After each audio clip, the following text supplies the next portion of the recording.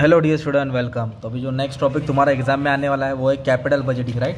तो capital budgeting के ऊपर तुम्हारा शॉर्ट नोट्स कंफर्म आएगा ना, ये सब के ऊपर बन गया है।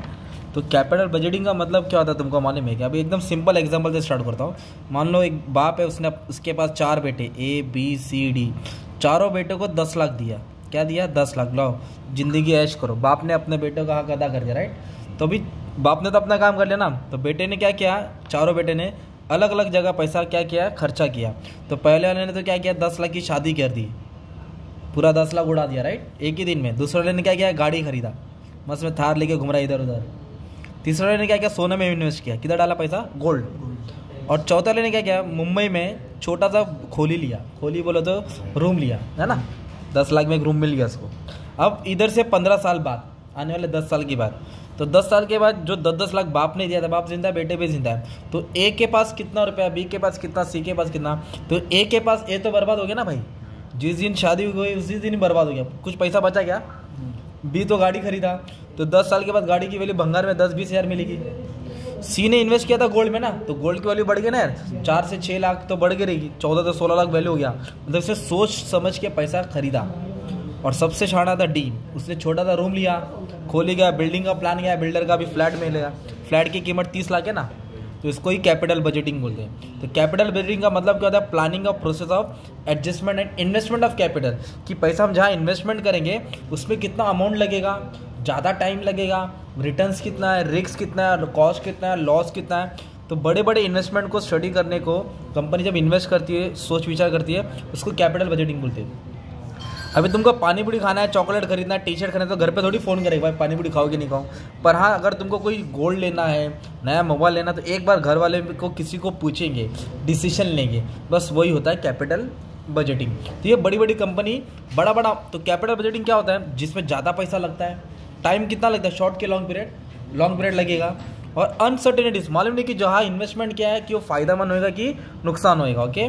और इसमें हाईएस्ट लेवल ऑफ रिस्क होता है। मतलब अगर ग्रो हो गया, चल गया, तो कंपनी का फ़ायदा ही है, नहीं चल गया तो नुकसान है। अभी जैसे कि बहुत बड़ा ब्रिज बना है ना, अटल ब्रिज बना है, राइट।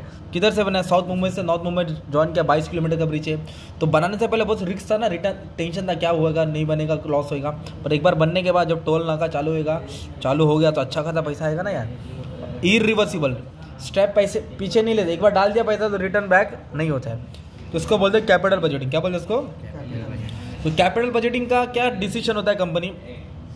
तो रिप्लेसमेंट, जूनी मशीन को नया बनाना, जूनी मशीन को हटा के नया मशीन लेके आना, रिप्लेसमेंट, मॉडर्नाइजेशन, बिजनेस को बढ़ाने की कोशिश करना, नया मशीन लाके, नया प्लांट लेके, नया फैक्ट्री लेके। और डाइवर्सिफिकेशन मतलब बिजनेस का लाइन चेंज करना। जैसे मोबाइल बना रहे तो मोबाइल के साथ कंपनी स्मार्ट वॉच बनाएगी, डाइवर्सिफाई करे ना बिजनेस को। तो ये सब सोचने के लिए पैसा लगता है, और वो पैसे को लॉन्ग टर्म के लिए स्टडी को बोलते हैं कैपिटल बजटिंग।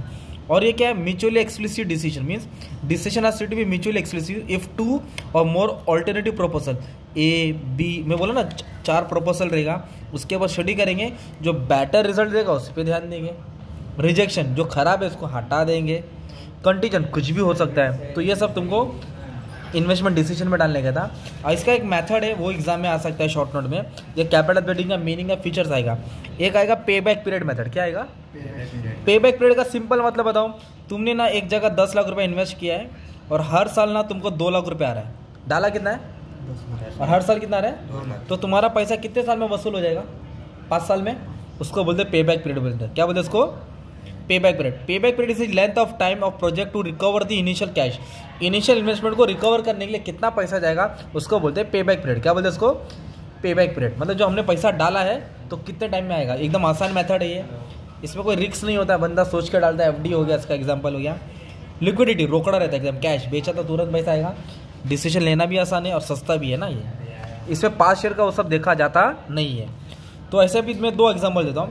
मान लो अपने एक जगह 10 लाख डाला और हर साल 2 लाख आ रहा है, और एक जगह 10 लाख डाला और हर साल कितना आ रहा है? 5 लाख आ रहा है। तो इधर पैसा 2 साल में वसूल हो जाएगा और इधर पैसा 5 साल में। तो सबसे कम टाइम कौन लिया? ये वाला लिया। तो जो कम टाइम लिया वो बेटर है। ये पे बैक पीरियड मेथड। क्या बोलते हैं इसको? मीनिंग बना के, थोड़ा एग्जाम्पल डाल के, एक सम रहेगा उसको डाल के, खुद से एग्जाम्पल डाल के समझा देने का, ओके। और एक क्या है? Net present value method. क्या है? नेट प्रेजेंट वैल्यू मेथड में क्या करना पड़ेगा अपने को? एक सम है, तुम लोगों ने सॉल्व किया है, बता देता हूँ। देखो नेट प्रेजेंट वैल्यू में क्या रहेगा, 2 प्रोजेक्ट रहेगा, जैसे कि मशीन है और उसका पीवी फैक्टर दिया रहेगा, प्रेजेंट वैल्यू फैक्टर, तो उसको मल्टीप्लाई करेंगे तो एक अमाउंट मिलेगा, तो टोटल आएगा 11,000। कितना जाएगा? और अपन ने इन्वेस्टमेंट कितना किया मालूम है? 10,000। इन्वेस्टमेंट कितना किया है? और आया 11, मतलब पॉजिटिव आया, और इधर नेगेटिव आया, तो जो पॉजिटिव अच्छा है ना, नेट प्रेजेंट वैल्यू में पॉजिटिव वाला प्रॉफिटेबल रहता है, नेगेटिव वाला लॉस रहता है। तो ये सब तुम्हारा कैपिटल बजटिंग में कंफर्म क्वेश्चन आएगा, तो अच्छे से तुमको लिख देने का, एक ऐसा क्वेश्चन पेपर है जिधर कैपिटल बजटिंग बोला जो सुना उठा के डाल देने का, ठीक है। Thank you very much and all the best for exam.